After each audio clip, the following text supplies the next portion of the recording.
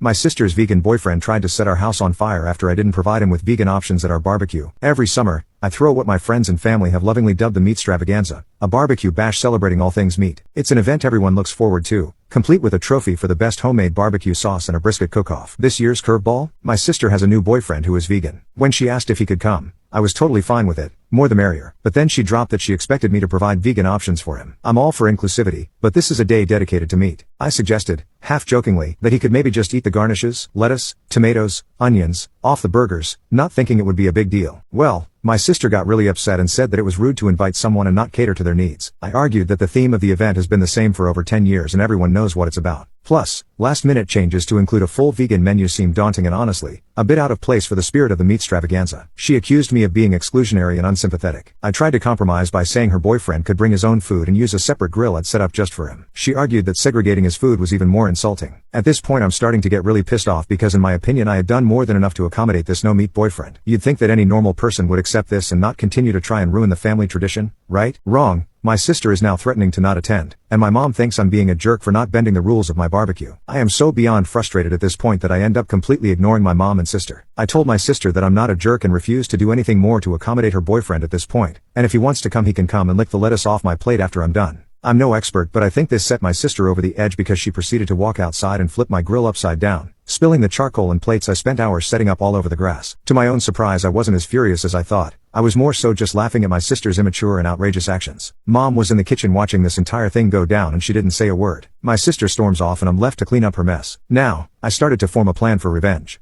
At this point I'm actually excited to see if her boyfriend shows up because this was about to be so epic. I went to the store and bought a bunch of burgers that looked a little bit different than normal burgers so I could tell her boyfriend that they were vegan burgers designed to taste just like real meat. Barbecue day rolls around and everyone is having a great time. The elephant in the room is that my sister and her boyfriend have still not arrived. Finally, a Toyota Prius pulls into the driveway.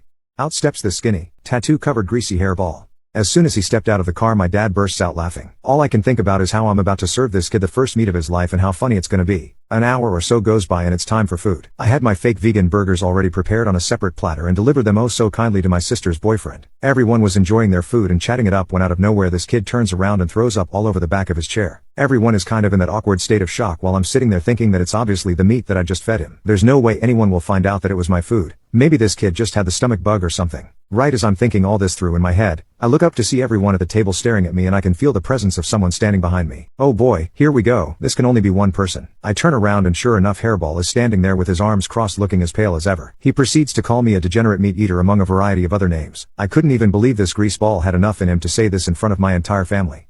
Suddenly, Greaseball decides to run to his car and open the trunk. Everyone is still sitting there in shock, including me. Sure enough this kid pulls out a jerry can and runs over to the bushes behind our garage and starts pouring gas everywhere. My dad gets up and full-on sprints over to Grease and tackles him harder than I've ever seen someone tackle another human. The entire barbecue erupts in chaos and my sister is crying while my dad has Greasy's neck pinned to the dirt. The cops finally show up and take him away after my dad showed them the security footage. I think my sister followed them to the jail because she was not to be seen the rest of the day.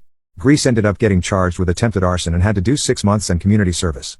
Funny enough my sister won the barbecue sauce competition before all this happened but was disqualified by popular vote and the $500 prize ended up going to second place which was me. I bet she really wanted that to provide some bail money to Greaseball.